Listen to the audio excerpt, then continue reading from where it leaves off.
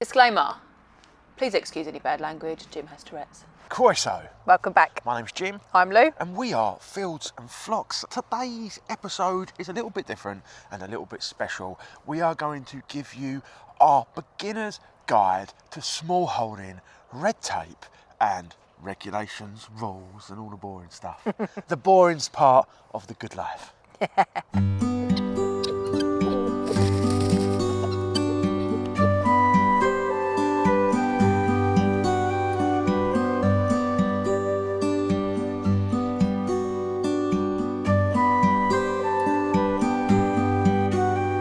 So you've clicked on this video because you're curious, you've got dreams of becoming a smallholder, or you are a smallholder.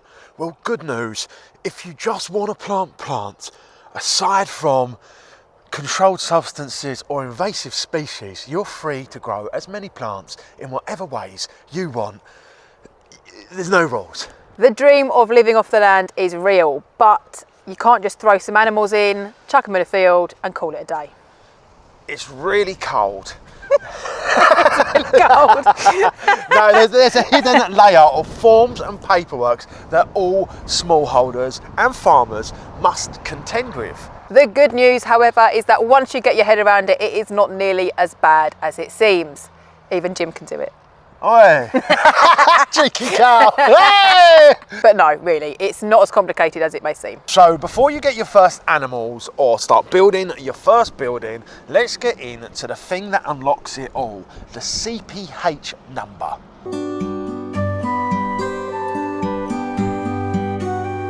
So the CPH, this is where the red tape really starts. It stands for County Parish Holding, and this is the number which tells the government where your animals live. Which sounds simple until you realise that you can't order ear tags, you can't move your animals, or you can't even really legally own one. You apply for it through the Rural Payments Agency. It can be done online or by phone, and it's surprisingly painless and easy. You'll get a 9-digit number with the first digits being for the county, the second for the parish, and finally for the holding. And that's it. Once you've got your number, you officially exist in the system. It's really the key that opens up everything else, such as movement, registration for animals.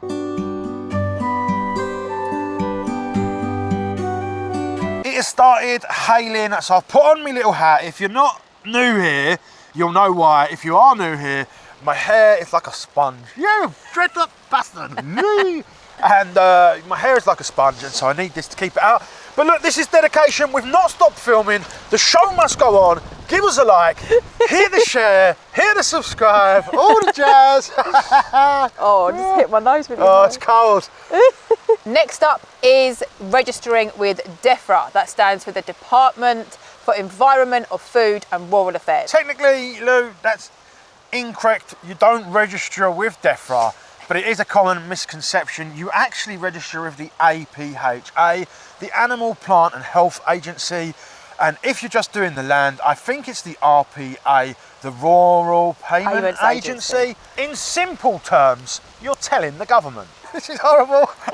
They oversee animal health and traceability via the APHA, the Animal Plant and Health Agency. It sounds complicated, but really it's just an email or a phone call to say, hi, I exist, Mr. Government, please come and snoop on me. What?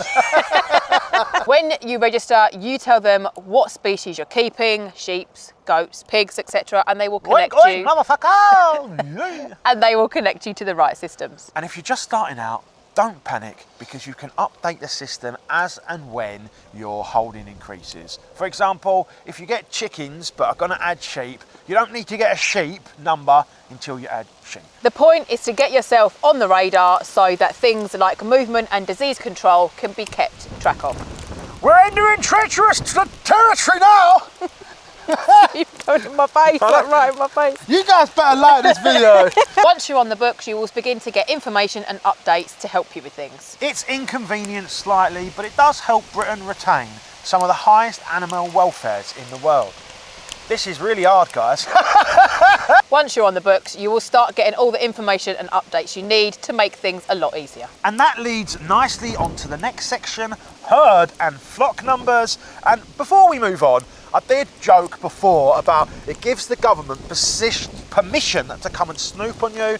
But I do want to stress here that anytime, as soon as you're registered, they can come and give you an inspection.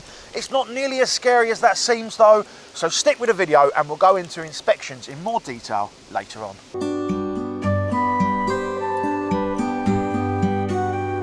So here we go, the bit that confuses everybody. Holding numbers, herd numbers, flock numbers, they all sound like the same thing, right?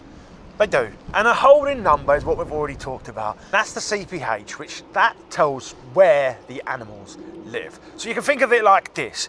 The CPH is where, and the holding numbers are what, where and what. Exactly. So the herd number and the flock number are tied to which type of animal you keep. Again, it's flocks for sheep and goats, and herds for cows and pigs. And if you had the joys of having both, congratulations, you've got double the paperwork. Something for us to look forward to for when we get the sheep, because we are planning on getting some sheep here to get our own dairy. We are more or less self-sufficient on food, but we'd love some lamb and some cheese, so we're gonna plan to get some sheep. So make sure you hit the subscribe and follow along on our vlogs, which we release most Thursdays. You get your herd or flock number via the APHA. Once you've told them, they will email you or a paper copy on request, but give it a little bit of time because it's not always instant.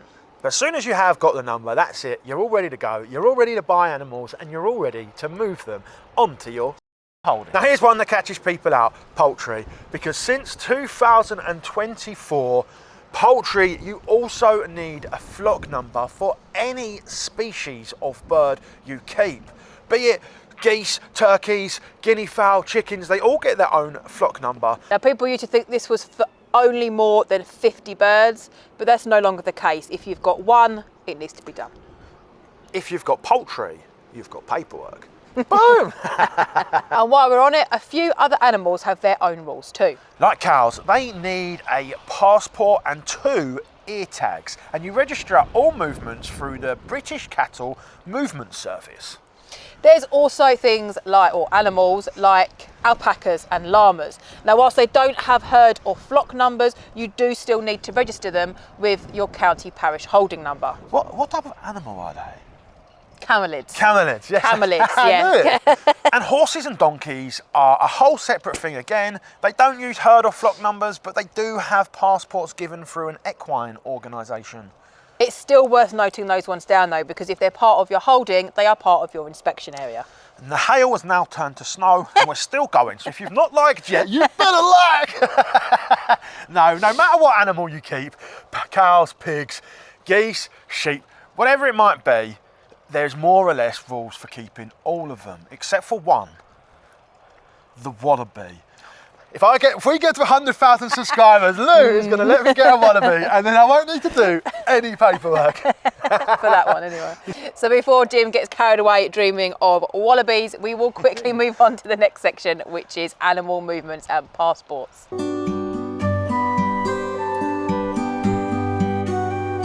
In this next section, there's a lot of acronyms, so enjoy the snow shower while me and Lou read you all the information for animal movements. Right, so you've got your CPH, your herd numbers or flock numbers, and probably your headache by now. But don't worry, that bit sounds worse than it is. It's all about keeping track of where your animals go. Basically, the government wants to know if you're moving animals on or off your land, whether that's to a show, a sale, or the abattoir. Each species has its own way of doing it. For sheep and goats, you use ARAMs. For pigs, it's EAML2. And for cattle, it's through the British Cattle Movement Service. Every time an animal moves, you record where it came from, where it's going, and the date. You keep your copy, the other keeper keeps theirs, and everyone stays legal and traceable. Now cattle are a bit special. Every single cow in Britain has its own passport, 2 ear tags with matching numbers, and that passport travels with the animal for life. Lose the passport, however, and you are in trouble. You cannot move or sell the animal without it. If one goes missing, you've got to report it to the British Cattle Movement Service and get a replacement. Sheep and goats don't have passports, but their tag numbers act as ID. You log movements through ARAMs, which these days is mostly online. And pigs, they're the same idea. You record through the EAML2 system. Even if you're just taking 2 pigs to the vet, technically that's still a movement.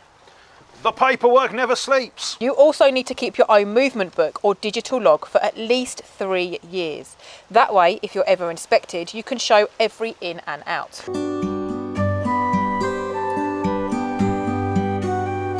And just like that, the snow has stopped. Now, a good friend of mine told me that the reason we get such weird weather here is because of the Preseli dangler. That's what it's called. The Preseli dangler? What the hell is that? The Preseli dangler. What is it?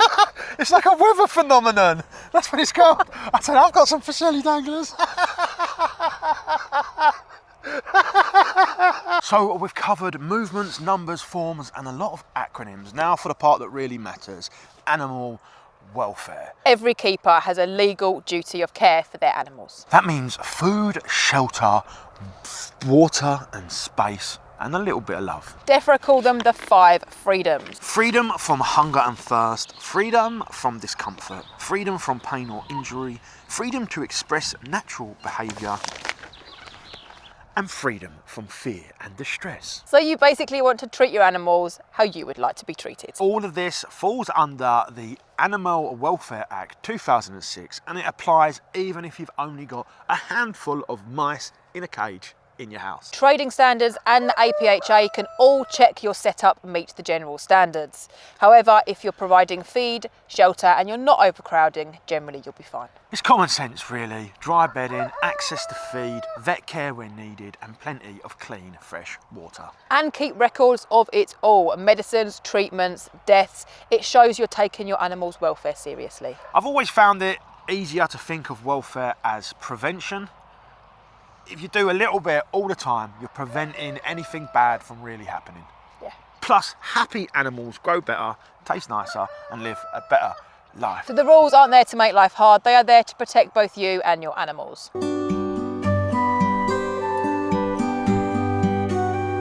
Right, so you've done the paperwork, you've got your numbers, you've looked after all your animals, and then you're told there's going to be an inspection. But don't worry, it is not a raid. Anyone who has a small holding or a farmer or anyone ultimately with a CPH number could get one from time to time. We haven't actually had one ourselves yet, No. but we do know loads of people who have, and they all say the same thing. It's never as stressful as it might seem, especially if it's your first time. Most inspectors are friendly and they just genuinely want to help. They check your animals, their tags and their movement records and that everything generally matches up. Yeah, and they want to know, they'll probably want to see your paperwork most likely, and they'll maybe want to see where your feed's kept. They'll maybe want to see where you keep your medication. They're definitely going to want to see your animals, and yeah, it's that kind of thing. If they spot something's missing or not quite right, they will generally explain how to fix it. It's rare anyone gets fined or seriously penalised, but the best thing you can do is just keep records. Mine is all online, on a folder, on a spreadsheet, backed up by Google for just that added peace of mind. I know how to access it, Lou knows how to access it, and it's just all there in one ready folder for when the dreaded day arrives. Yeah. I think digital or paper copy, keep it in the way which is simplest for you to keep track of. So inspection is not the end of the world. You don't have to panic, just be prepared and it should be a breeze.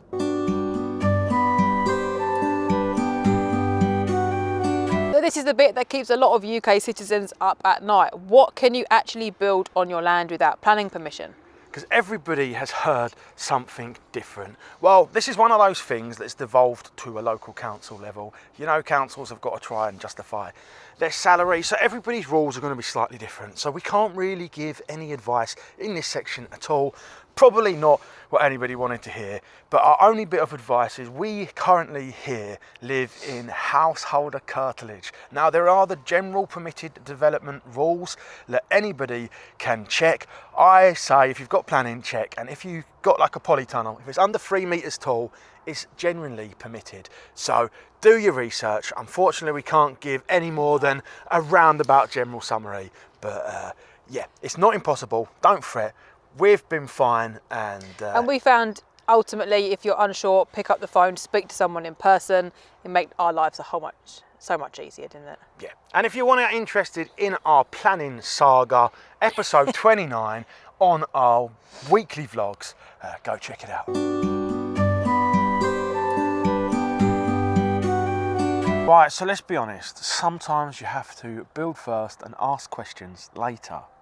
Yeah, especially when the rain's coming in sideways, the pigs are knee deep in mud. Sometimes you just need to get on with it. And that is what a retrospective planning application or retrospective prior notification. That's what they are for. And don't worry, councils deal with loads of these all the time. The golden rule is don't hide, don't panic, don't go knocking anything down before you're told to. Just speak to them, because generally, as long as you meet the rules, most of the time it's flexible.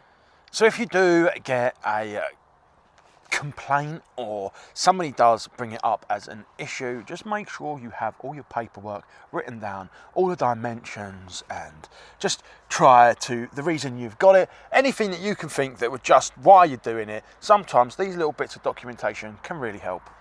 So just learn from it. It isn't the end of the world. Everyone makes a planning mistake at some point. And most of the time, the council does want to work with you. So that's it. That is the reality of small holding paperwork. And once you've got your head around it, it generally isn't as bad as you would initially think.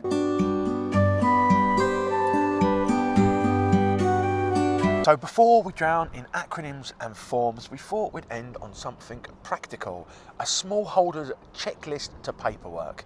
It's just like mucking out. Do it once in a blue moon, it becomes difficult, but do it little and often and it keeps things simple. So here we go. This is our checklist guide to keep you legal and stress-free. First up is your CPH number. This is your land's ID. Keep it somewhere safe and make sure it matches up with all your other records. And then next, it's the herd and the flock number. These are the keys that unlock all your movements and even being allowed to keep an animal. So make sure you have them in order and to hand if you ever need them. Log every animal movement on or off your holding. The ARAMS or ARAMS is for sheep and goats. The EAML2 is for pigs, and the BCMS or the British Cattle Movement Service is for cows or cattle. And keep a copy of all your records, paper or digital, doesn't matter. Mine's a spreadsheet, but just make sure you know it's there if anyone asks for it. Write down every treatment, jab or antibiotic you give. Write down who did it, the dose and the date. It will make your life a lot easier. And if you're selling or breeding animals, keeping good records is really paramount. If you're putting up buildings, always check your permitted development rules first. Get your sizes and distances written down. And that's really important because it's only 10 minutes and it can save you months of headaches like we've just recently had. Yes. Episode 29! Yay. Keep receipts for feed, bedding and veterinary care. It's useful for business use, but also for animal welfare checks. And don't have muck heaps, compost piles or slurry anywhere within watercourses, and check how far you need to keep yours away, because that's the sort of thing inspectors will always check first. Insurance, public liability and livestock cover are both worth having. You don't have to, but it can save you a lot of hassle. And financial record keeping and sales keeping is worth doing. If you're selling produce or animals, keep a record, and not just because HMRC's watching, but for your own records and peace of mind as well. You fucking prat! Whose phone's going off? My phone! So that's your lot, the boring side of the good life. Because small holdings are part freedom, part farming and part forms. We hope you've enjoyed the video. Give us a like, hit the subscribe, maybe leave us a comment, and we'll see you in the next one. Boom! Vlogs out Thursday, cunts! Yes! Whoa! Where'd they come from?